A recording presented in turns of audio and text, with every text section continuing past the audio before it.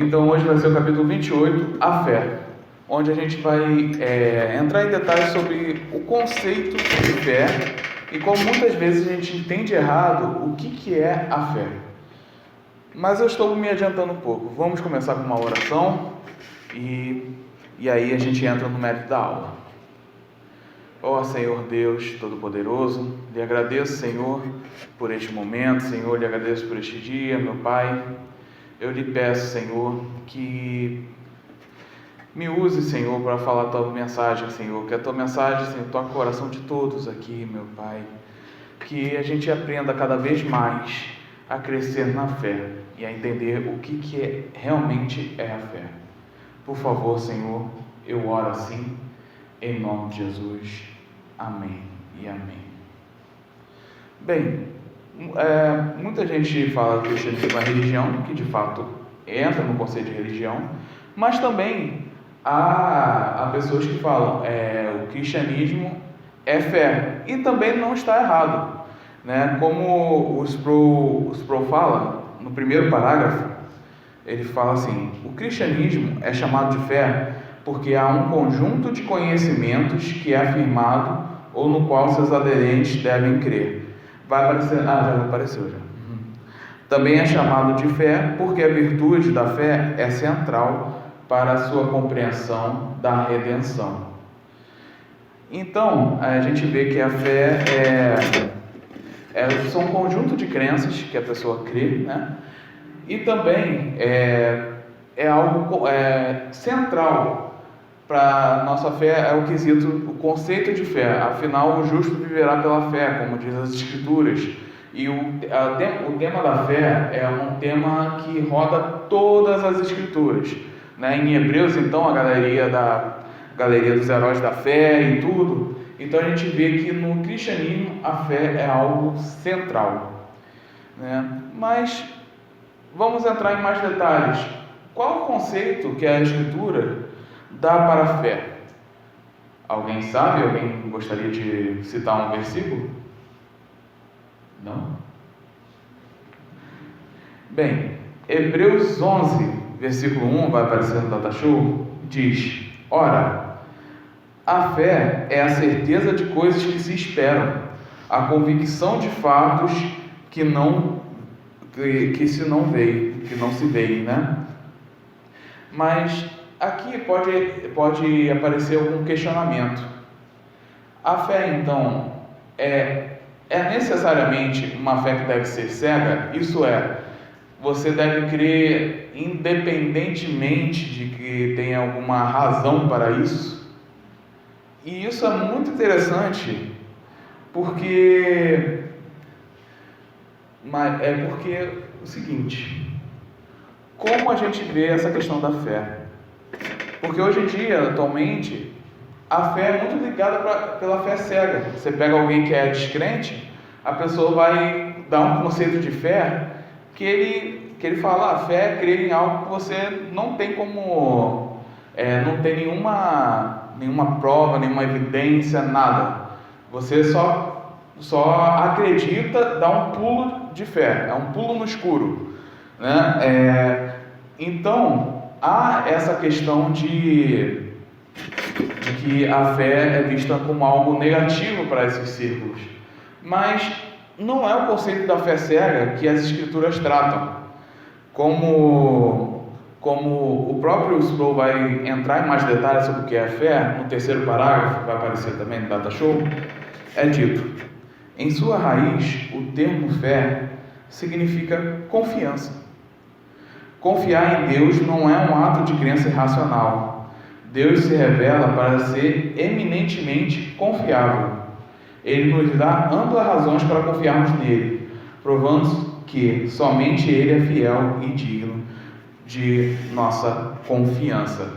E aqui é muito interessante porque imagine o povo de Israel sendo liberto do Egito com a mão poderosa do Senhor. Afinal, eles viram as pragas, eles atravessaram o Mar Vermelho, eles viram tudo isso, mas só que muitos deles pereceram por falta de fé. Então, eles tinham todas as razões para crer, mas eles não creram. Não creram no quesito de que não viram que Deus libertou eles? Não, não é isso. Só que eles não creram no caráter de Deus, né? Tanto que quando Moisés subiu ao monte, ficou um tempo lá, pessoal, Deus matou Moisés, né? Tá demorando pra caramba. Deve ter abandonado a gente vai arranjar outros deuses aqui para a gente se virar. Então, para eles, eles esqueceram da fidelidade de Deus, da bondade de Deus, e eles largaram rapidamente o Deus que se revelou de maneira tão poderosa na vida deles. E de várias maneiras, Salomão também, Deus falou com ele teve um reino próspero, ele sabia que Deus havia libertado o pai dele de várias maneiras, mas Salomão, depois de um tempo, casou com várias mulheres, aí queria agradar elas, botou um lugarzinho para elas adorarem, prestou culto também, e deu problema para ele. Então a gente vê que até a descrença não quer dizer exatamente que a pessoa não experimentou o paranormal. Então a gente vê isso, que a confiança, muitas vezes a falta de fé é a falta de confiança, e Deus é um Deus que se revela fiel, é um Deus que mostrou para Israel, tanto que várias e várias vezes ele lembra Israel: olha, libertei você do Egito, foi um grande momento, lembre-se, se arrependam. E o povo vai lá e não confia nele, eles faltam confiança, em algum momento eles vacilam nessa fé, mas só que mesmo assim Deus foi um Deus que providenciou coisas, foi um Deus que interveio na história, não era uma coisa só na mente de Moisés, que Moisés imaginou e enganou todo mundo viu a libertação, foi uma coisa clara, foi uma coisa estampada para o mundo, estampada para os egípcios, que Deus estava com eles, foi estampada até para o pessoal lá do outro lado, que Israel ia conquistar, o povo ficou: caramba, eles foram libertos do Egito, o Deus deles libertou eles do Egito, e agora? Todo mundo sabia. Então a gente vê que a fé não é algo cego, porque Deus, Ele é um Deus que não é distante, não é um Deus que só fala com a pessoa por meio de sonhos. Também pode fazer isso? Pode. Mas a questão toda é que Ele é um Deus que intervém na história. Ele é um Deus que enche o mundo, o cosmos, da sua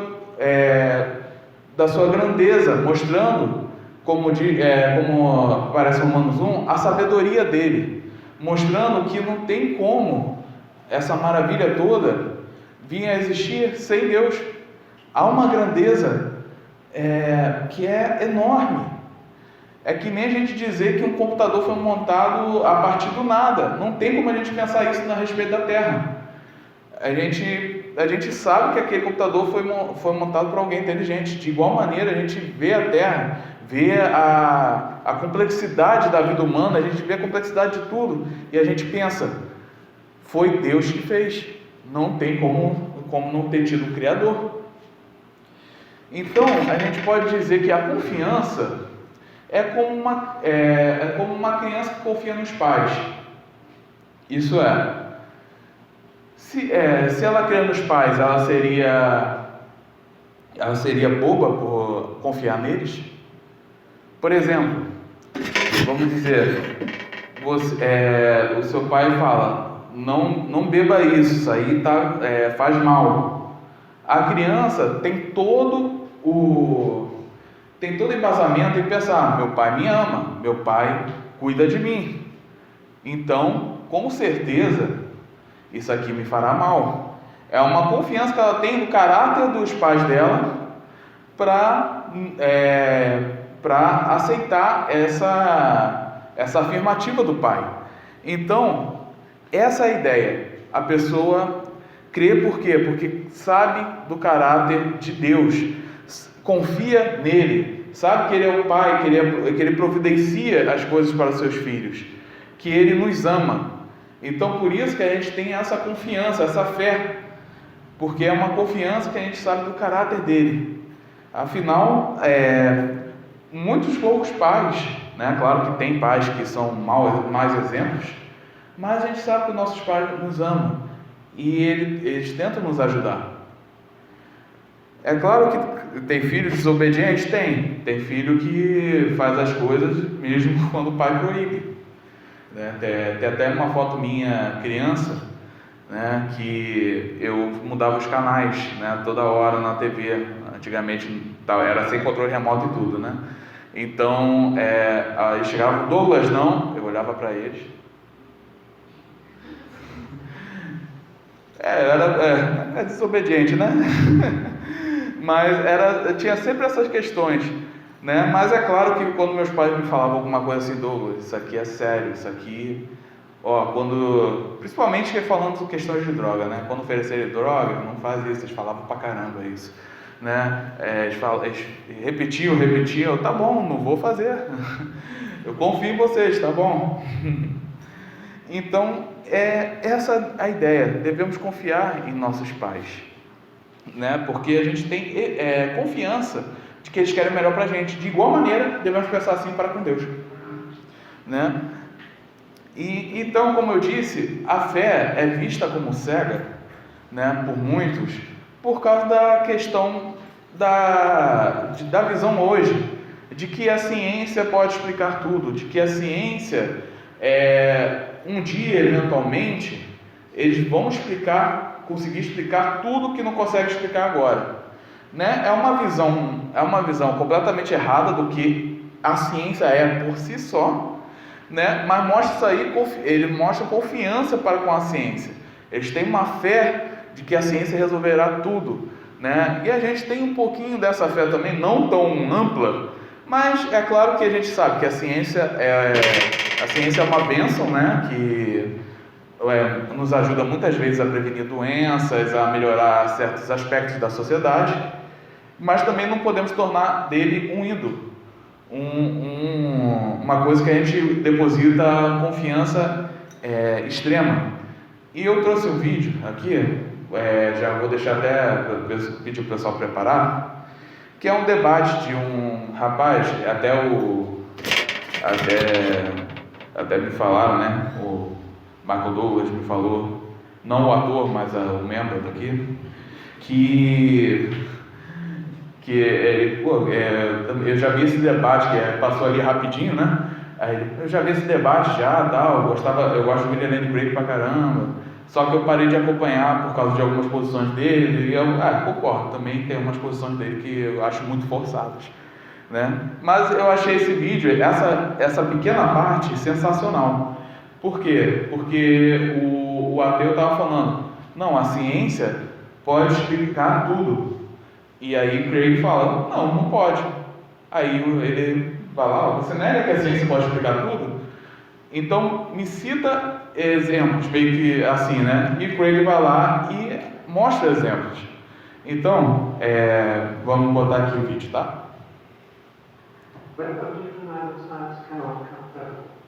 Yes, I do deny the science. So what kind of count? Well, having brought that up in the debate, I have a number of examples that I was going to give. I think there are a good number of things that cannot be scientifically proven, but that we're all rational to accept. Let me list 5. Logical and mathematical truths cannot be proven by science. Science presupposes logic and math, so that to try to prove them by science, be arguing in a circle. Metaphysical truths, like there are other minds other than my own, or that the external world is real, or that the past was not created 5 minutes ago with an appearance of age, are rational beliefs that cannot be scientifically proven. Ethical beliefs about statements of value are not accessible by the scientific method. You can't show by science whether the Nazi scientists in the camps did anything evil as opposed to the scientists in Western democracies. Aesthetic judgments, number 4, cannot be accessed by the scientific method because the beautiful livelihood cannot be scientifically proven. And finally, most remarkably, would be science itself. Science cannot be justified by the scientific method. Science is permeated with unprovable assumptions.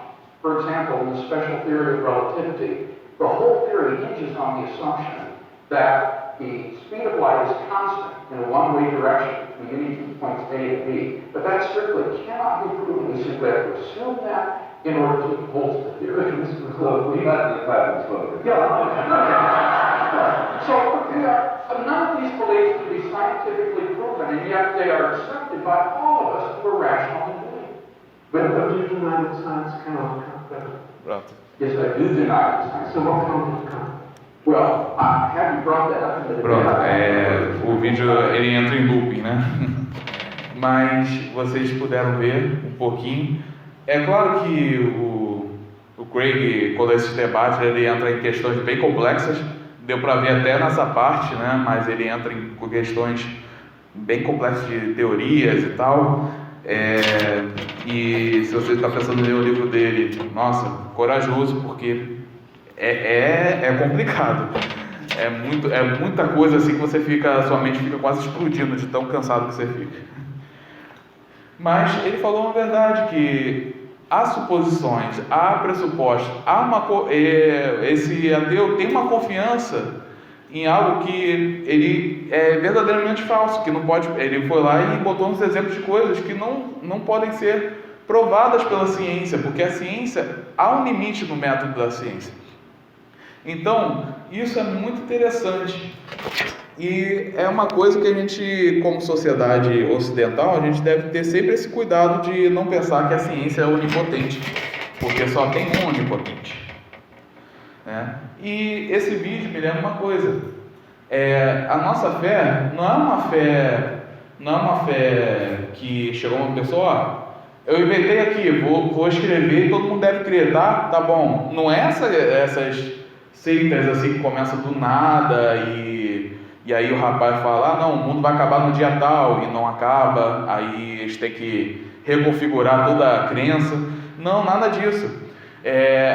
Como eu disse, o Deus é um Deus que intervém, né? A gente lembra que Jesus Cristo é a segunda pessoa da Trindade que veio aqui, que veio para a história humana, que interveio de maneira poderosa, de tal maneira que os apóstolos estavam determinados a morrer por essa fé, falando, ele ressuscitou, né? Então, a gente deve ter alguma bagagem, algum estudo, para a gente conversar com pessoas que não são crentes, que óbvio que as pessoas não crentes vão levantar questões.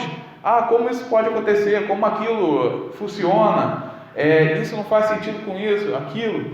É claro que a gente deve sempre lembrar que quem convence é o Espírito Santo, beleza?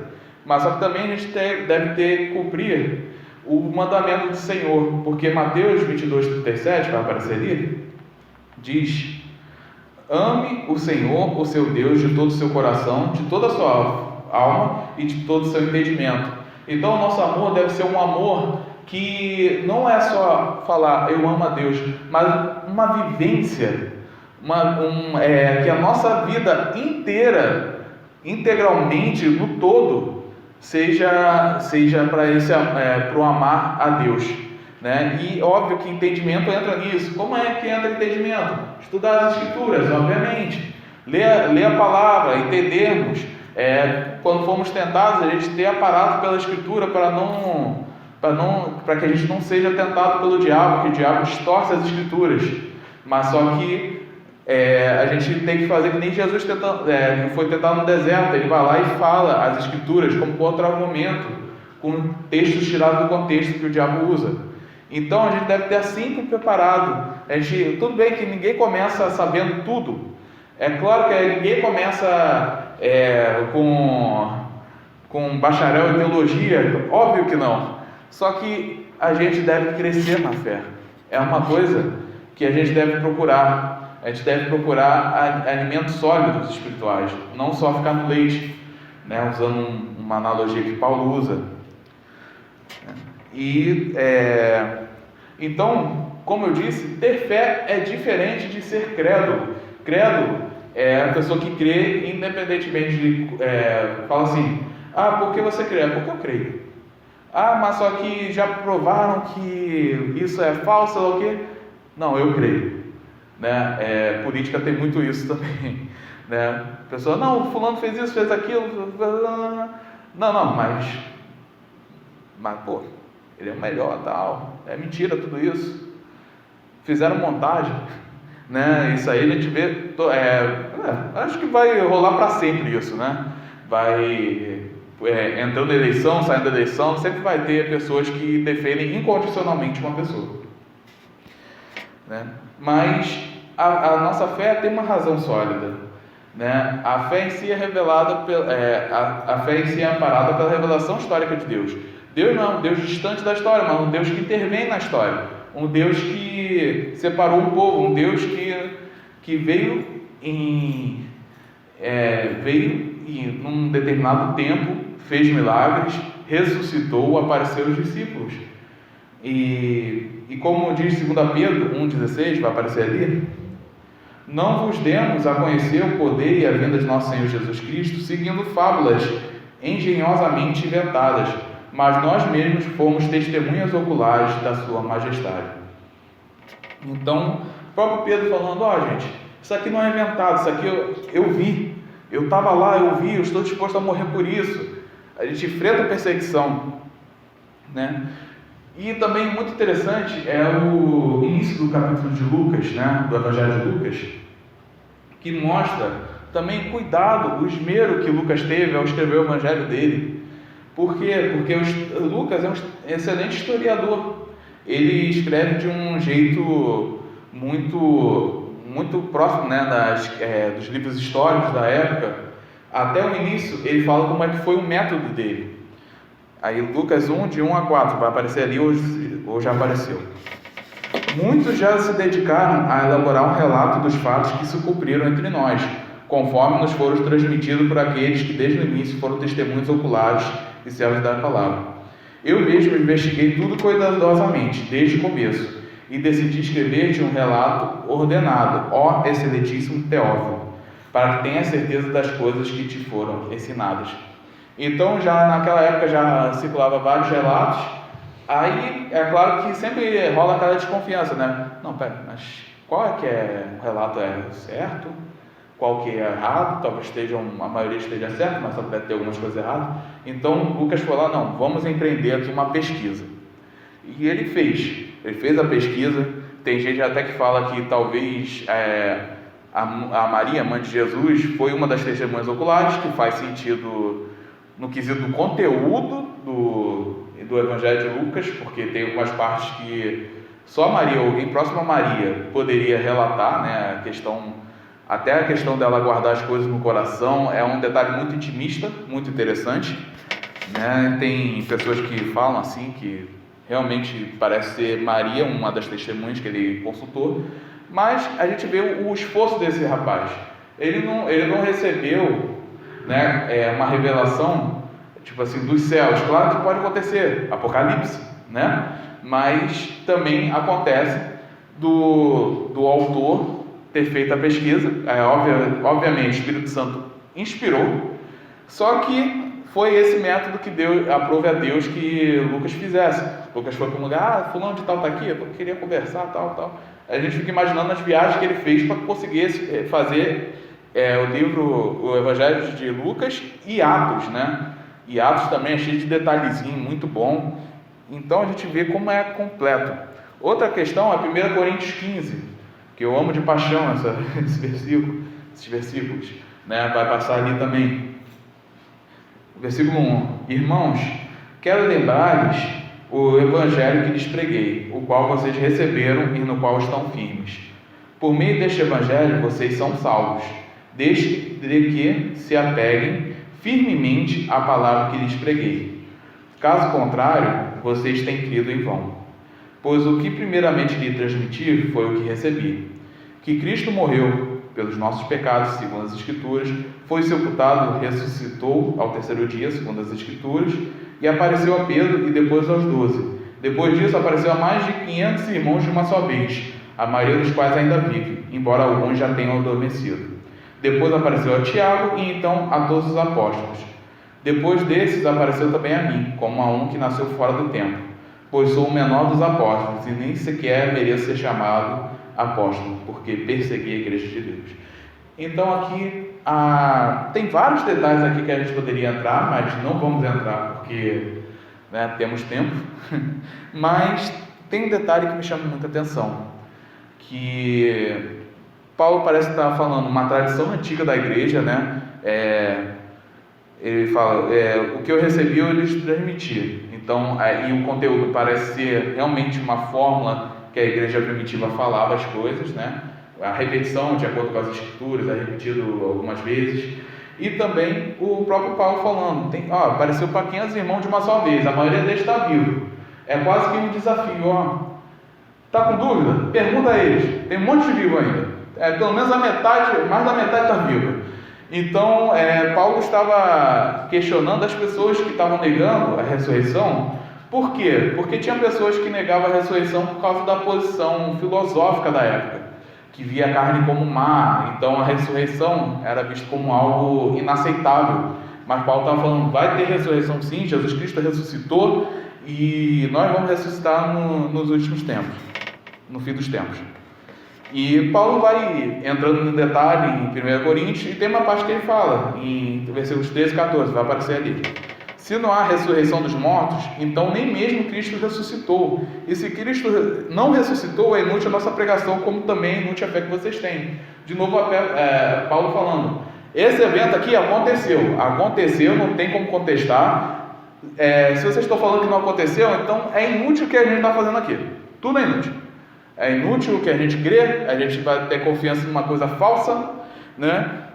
E Paulo ainda vai falar do próprio testemunho dele, ex-perseguidor de igreja que se converteu.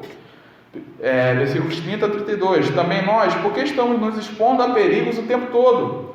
Todos os dias enfrento a morte, irmãos. Eu isso digo pelo orgulho que tenho de vocês em Cristo Jesus, nosso Senhor. Se foi por meras razões humanas que lutei com feras em Éfeso, que ganhei com isso? Se os mortos não ressuscitam, comamos e bebamos, porque amanhã morreremos. Então aqui a gente vê de novo Paulo falando, então a gente está enfrentando isso aqui à toa? Melhor a gente viver a vida fazendo as coisas que a gente quer fazer, seguindo os desejos da carne, porque não vai adiantar nada. Viver quase um niilista, né? Uma pessoa que vive para viver para os prazeres, porque não vai ter mais nada depois. Mas aqui Paulo está falando, isso é um absurdo, olha só onde esse pensamento está levando. Então, essa questão é confiar em Deus, é confiar que Ele se revelou, né? E como eu disse, você pode aprender isso, tem vários autores que falam sobre a defesa da fé, mas a gente deve tirar isso da mente, de que a fé é algo muito frágil, que qualquer coisinha, qualquer alegação, a fé caiu. E isso está longe de ser verdade. Então, a gente tem confiança em Deus quanto ao nosso futuro, também pelo fato do que Ele fez no passado, pelo que fez na nossa vida, que a gente tem, claro, a experiência individual, né? E a gente sabe que Deus é bom e que Ele vai nos guiar independente de onde a gente vá. E um exemplo assim de fé é o pai da fé, Abraão, porque imagina o seguinte, você está lá com a sua família e do nada Deus vai lá e fala contigo e fala, Paola, saia do meio dos seus pais, do meio da sua parentela, e vai vagar numa terra que eu vou entregar para você. Paola vai ser dona de terra. E imagina a situação. O João Gabriel comemorando. Imagina a situação. A Paola, nossa, enlouqueci. O que está acontecendo aqui? Né? A gente não sabe como foi o processo de aceitação de Abraão, se ele já foi rápido fazer, mas a gente sabe que ele foi. Ele foi, ficou vagando pela terra, saiu da zona de conforto dele, e a gente vê como ele era uma pessoa de fé. Então, ele tinha confiança de quem Deus era. É claro, ele cometeu erros, obviamente. Sara também, a esposa dele, mas também é uma heroína da fé, né? Teve vezes que Abraão desmuteou? Teve vezes que ele chegou em algum lugar, Sara era bonita, Sara, fala que é minha irmã aí para eles não me matarem, que se descobrirem que eu sou marido, vão querer me matar para pegar você, né? Para pegar você e tornar esposa. né? Então, houve esses momentos que Abraão vacilou, e foi mais de uma vez isso, né? E Deus interveio nas vezes. Então a gente vê que Deus foi maravilhoso com Abraão mesmo, ele falhando, né? Abraão é um exemplo de fé, mas não é um exemplo de fé perfeito, né?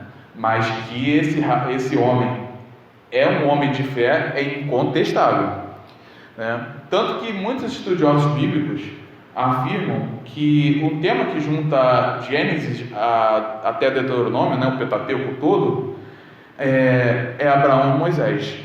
E Abraão é visto como um aspecto positivo, né, uma fé positiva, enquanto Moisés é visto como uma fé negativa, entre aspas, porque a gente sabe que também Moisés foi um grande homem de Deus e tudo. Só que a gente vê que Abraão, enquanto ele foi, Deus o abençoou de tal maneira, né, de que ele, a tentação dele final, que eu vou falar, final, entre aspas, foi, ele venceu pela fé, enquanto Moisés ele não entrou na terra prometida porque não confiou em Deus plenamente, mesmo ele tendo muita fé. Então tem gente que fala, então Abraão é visto como quando uma pessoa que não tinha a lei mosaica, mas que pela fé ele foi bem-aventurado. E Moisés, embora tivesse a lei mosaica, ele falhou. Então há todo aquele aspecto de que na lei somos condenados, mas pela fé somos justificados perante Deus, né? São uns detalhezinhos assim que a gente vê até Paulo usar um pouco dessa dinâmica nos escritos dele, né? Como a lei como algo santo, só que mostra a nossa pecaminosidade, e como a fé antecede a lei, né? Então a fé e as promessas que Abraão recebeu são superiores à lei, e como Cristo é o cumprimento de tudo, né? Então a gente vê um extremo caso positivo para Abraão. Então imagine também no final, quando Deus falou: Abraão, vai lá, sacrifica seu filho. Imagine esse aspecto, e o que Abraão deve ter imaginado, né? Tem todos os detalhes lá do texto sobre algumas palavras serem repetidas que lembrava o chamado que Deus fez a Abraão, que talvez Deus tenha usado isso aí para fortalecer a fé de Abraão nessa questão, né? São os detalhes que a gente não vai entrar, tá? Mas tem alguns detalhes desses que a gente poderia entrar mais profundamente. Mas a gente vê uma coisa, que é o que? Abraão, ele se lembrava das promessas de Deus, da promessa de que por meio da descendência de Isaac, que ia ter a nação de Israel. Ele sabia que ia acontecer. Ele viu a promessa de Deus, Deus falou várias vezes com ele sobre isso. Então, ele acreditava no seguinte: se eu matar meu próprio filho, ele vai ressuscitar, porque ele vai cumprir a promessa que me fez. Porque ele é um Deus que cumpre a promessa, ele é um Deus justo. Então, por isso que ele teve a coragem de levantar, de fazer aquilo, mas só que é claro que teve a intervenção e foi mais um teste, mas a gente vê como esse cara é um cara de fé, que ele sabia: Deus vai ressuscitar esse garoto dos mortos se ele morrer. E é uma fé tão radical que eu não vejo uma fé maior, só a fé de Cristo mesmo, porque um exemplo tão grande assim, tão assustador, somente vejo no caso de Abraão mesmo, nessa fé quase que incondicional, né? Então, o que a gente pode usar como uma analogia? Somos igualmente peregrinos, que nem Abraão aqui na terra. A gente pode ter uma casa enquanto Abraão vivia em tendas, verdade, mas só que a gente deve ter sempre em mente que esse aqui não é o destino final, que a gente vai andar, que a gente vai caminhar, que a gente vai aonde Deus nos chamar. Talvez Deus chame você para ser um missionário não sei aonde, você vai pela fé. Talvez você viva vive uma perseguição, mas você aceita pela fé, porque você sabe que Deus é fiel. Então, o R.C. Sproul, embora não esteja nesse livro, porque eu peguei outro livro dele sobre o que é fé, é um livro maior, em que ele diz, vai aparecer ali também: em essência, isto é fé. Não é crer em algo sobre Deus, é crer no próprio Deus. É seguir a Deus para lugares em que nunca estivemos, em situações que nunca experimentamos, a países que nunca vimos, porque sabemos quem Ele é. Então, Abraão sabia que Deus era fiel. Abraão sabia que ele ia receber o filho de volta. E de igual modo, muitas vezes a gente fica com o coração conturbado, mas a nossa fé não deve ser uma fé somente falando: eu creio em Deus, eu creio em Deus, eu creio que Ele existe, porque muitas vezes a pessoa pode falar isso, mas é um ateu na vida prática. Você crê em Deus? Você pode perguntar para outra pessoa: a pessoa, creio. Você quer ter uma comunhão maior com Deus? Não. Ele existe ali, eu estou aqui, a gente está de boa. A ideia é mais ou menos essa que o pessoal fica, né? É um ateísmo na prática. A pessoa pensa: não, só eu não vacilar muito, ou talvez Deus tenha criado a gente por brincadeira e não fez mais nada, então a gente vai viver essa vida aqui e acabou. Mas não é isso. Afinal, Deus é um Deus fiel, um Deus de promessas, né?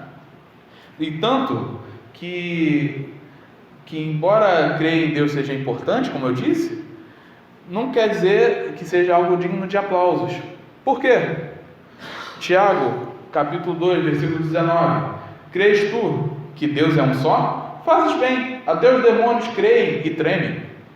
Então, olha o sarcasmo de Tiago nesse momento, né? O Tiago está falando o seguinte: parabéns, crê, né? Mas o que adianta você crer que Deus existe e viver como se Ele não existisse? Crer que Deus existe, mas não tem relacionamento com Ele. Crer que Deus existe, mas não confia nele. A sua esperança é uma esperança vazia, uma esperança de demônios.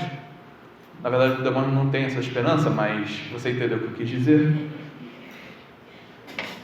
Eles creem que Deus existe. Então, como diz o último parágrafo antes do sumário, na parte, deixa eu ver aqui, a fé inclui crer que Deus existe, embora esse tipo de fé não seja particularmente digno de aplausos. Tiago escreve: crês tudo que Deus é um só? Fazes bem, até os demônios creem e tremem. Aí, aqui podemos ver o sarcasmo nas palavras de Tiago. Aí entra o que está no Data Show. Crer na existência de Deus simplesmente nos qualifica a sermos demônios. Uma coisa é crer que Deus existe, outra é crer que Deus é crer em Deus. Crer em Deus, ou seja, confiar nele, confiar a Ele, toda a nossa vida é a própria essência da fé cristã. E eu sei que isso é muito difícil às vezes, porque muitas vezes a gente olha: poxa, Deus liberou o pessoal do Egito, como esse povo infiel, como esses seres inferiores, a gente pensa assim, como eles vacilaram com isso, como eles foram infiéis. Mas a gente pensa na nossa vida. Quantas vezes eu pensei assim: eu não vou conseguir isso, vou fracassar em tudo, Deus vai usar isso aí como castigo.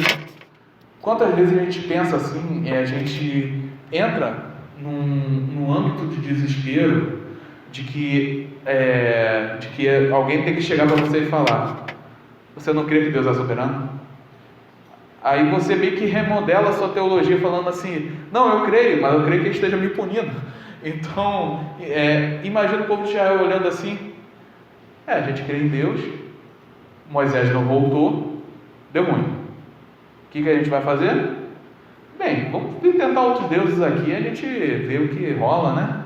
Então, quantas vezes a gente tem uma fé que infelizmente a gente não confia plenamente em Deus como nosso Pai, o Deus que provê, o Deus que nos ama, o Deus que faz o melhor para a gente, visando que a gente cresça na fé, que a gente cresça em boas obras. Então, meus irmãos, que a gente tenha essa fé que uma criança tem para com seu pai. Alguém tem alguma pergunta? Juninho vai pegar o microfone.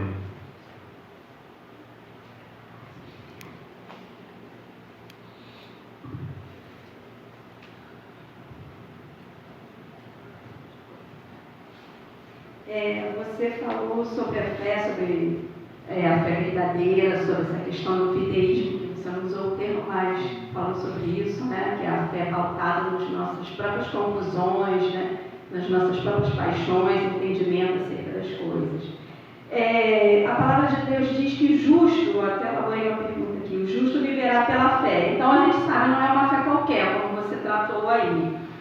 Porque essa questão de uma fé cega, ela acaba conduzindo pelo caminho da incredulidade, porque chega um ponto de conflito, né? E aí a pessoa com essa fé cega e diante da realidade, ela vai chegar naquele ponto de incredulidade, que não acredita em mais nada, não quer saber de mais nada. Então, diante desse fato de que existe essa fé, né, que é construída nos nossos próprios conceitos, e existe uma fé que é a fé salvífica, a fé em Cristo Jesus. Como que a gente pode desconstruir, né, porque de certa forma existe um papel nosso, né, uma responsabilidade nossa em testemunharmos a nossa fé. Então, como que a gente pode, quais são os mecanismos que a gente pode usar para desconstruir esse conceito equivocado de fé que já está impregnado na consciência cristã?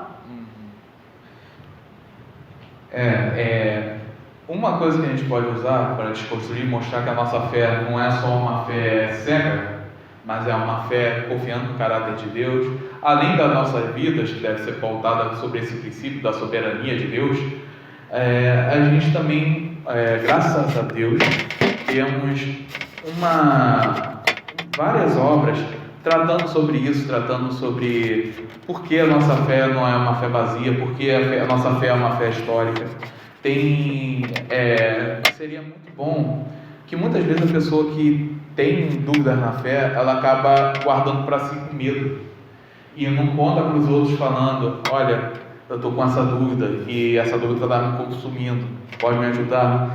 Então, algumas coisas a gente pode fazer. Primeiro, ser pessoas confiáveis, pessoas que são âncoras para que outras venham e confessem, né, as dificuldades que estão sentindo. Que essas pessoas não se sintam julgadas por duvidarem em determinado momento da vida.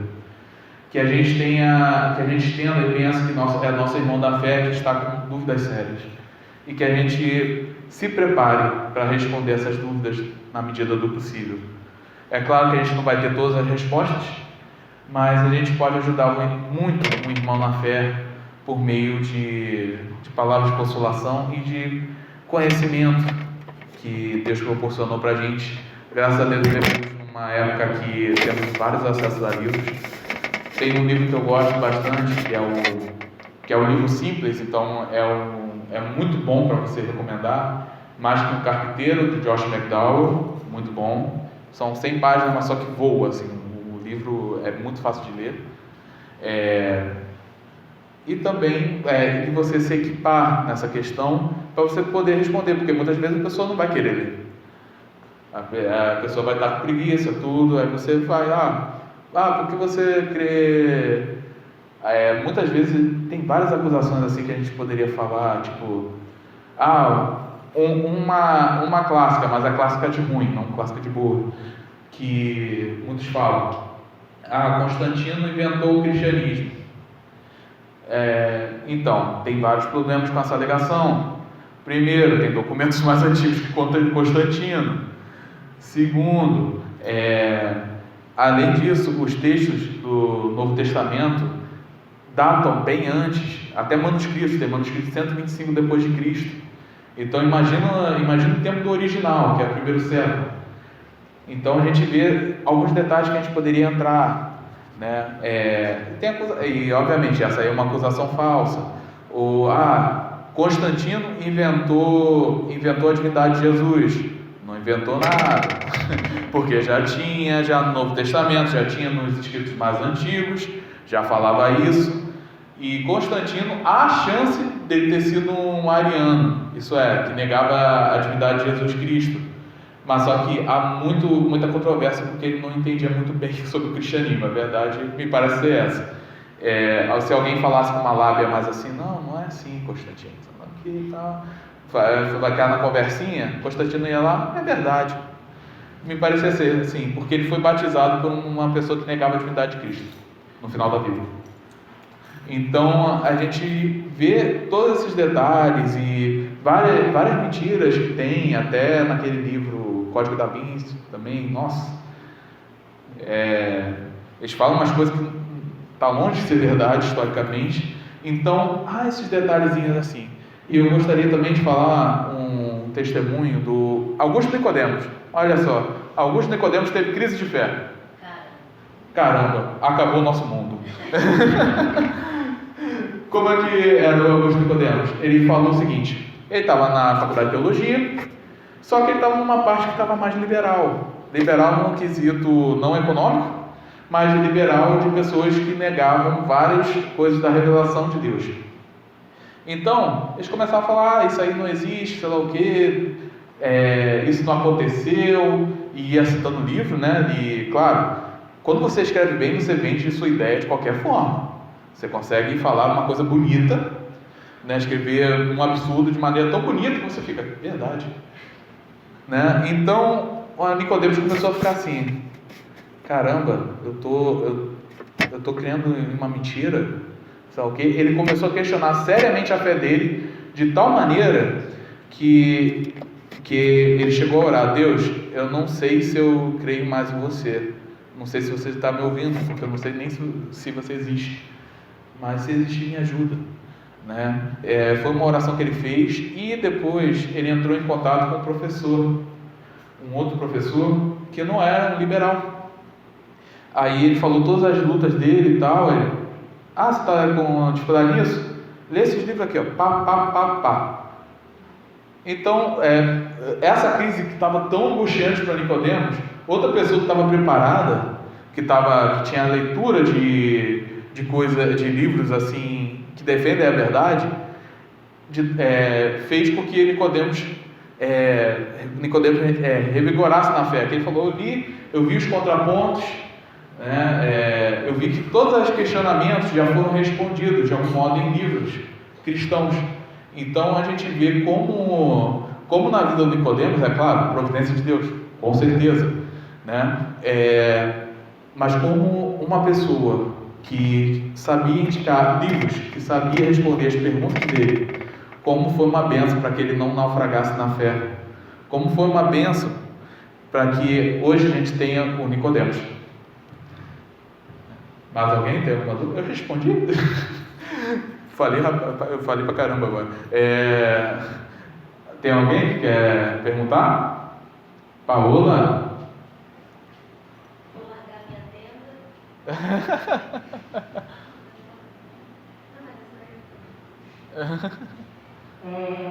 Só para... Não é pergunta não, queria só algumas dicas de livros, né?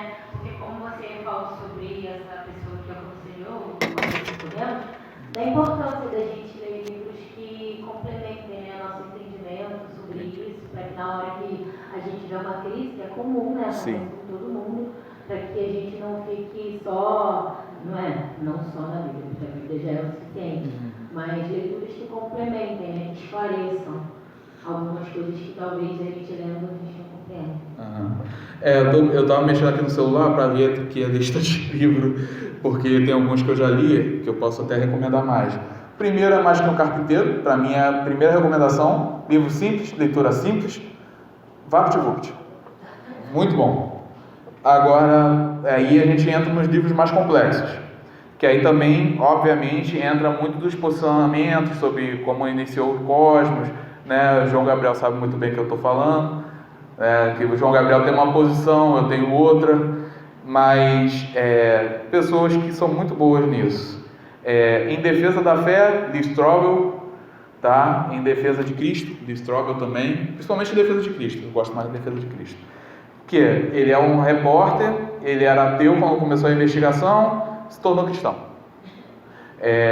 porque ele queria desmentir a fé cristã da esposa dele, que tinha se convertido, e ele foi cada vez mais aceitando e vendo que fazia sentido. Depois de um tempo ele se converteu, né? Josh McDowell também é parecido, ele também começou essa pesquisa para tentar desacreditar o cristianismo. Então, em defesa de Cristo, tem até filme, tá? É muito bom, acho que ainda está na Prime, não sei, eu vi lá. Vamos lá, deixa eu ver. Tem os livros do Craig que eu não recomendo muito porque eles são complexos demais. Tipo assim, a primeira vez que eu li, eu pulei uma boa parte do livro e fui para evidências históricas que eu gosto mais. E também ele tem alguns posicionamentos que eu não gosto muito, mas que ele é um cara muito inteligente, você viu pelo vídeo. Craig é aquele cara que ficou falando. Então, é um grande pessoa da fé. Também tem o livro Deus Não Está Morto, que em inglês é outro nome, mas acho que aproveitaram a franquia, né, de filme. Deus Não Está Morto 2, que eu li, é bem legal também. Em inglês, Cold Case Christianity, também é muito bom, que esse aí, infelizmente não tem em português.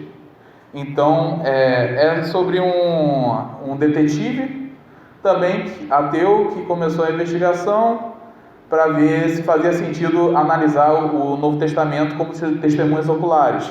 Ele se converteu também. Então, tem esses livros que são muito bons para essas questões. Além de outros livros também de apologética que aí você entra no infinito, né, de tanto livro que tem. Mas esses aí são que eu li, que eu gosto bastante. Também vou fazer um jabá, porque eu tenho um blog que eu traduzo várias coisas assim, né? cosmovisãoefé.wordpress.com. Cosmovisão e Fé sem acento nenhum, que lá tem acho que tem 200 artigos, sei lá. Mas só que tem muita coisa boa e a melhor parte, de graça. Então tem essa parte que é muito vantajosa. Ok? E esqueci também. Norman Geisler. Esqueci agora. Você se lembra, João? Poxa, João. Norman Geisler. Alguma coisa da incredulidade, não lembro. Infelizmente não vou lembrar agora. Mas também é muito bom. Tá? Quando eu lembrar, eu falo. Ok? Tem mais alguém que tem pergunta? Paola, ajudei aí? Nada. Mais alguém? Dou-lhe uma? Dou-lhe duas? O Juan está levantando a mão? Então, beleza. Então, vamos orar para encerrar. Muito obrigado por tudo, pessoal. Vamos orar. Senhor Deus Todo-Poderoso, lhe agradeço, Senhor, pelas suas misericórdias. Lhe agradeço, Senhor, por este momento, que a gente tenha uma fé, Senhor, que seja uma fé forte, Senhor, uma fé como a de Abraão, Senhor, uma fé como a do seu Filho Jesus Cristo. Que a gente tenha fé, Senhor, que a gente veja como os apóstolos sofreram para glorificar o Teu nome, meu Pai. Ó Senhor Deus Todo-Poderoso, que o Seu nome seja cada vez mais exaltado. Por favor, Senhor, eu oro assim, em nome de Jesus. Amém e amém. Lembrei mais de um título. John Lennox, porque a ciência não consegue enterrar Deus. Ok?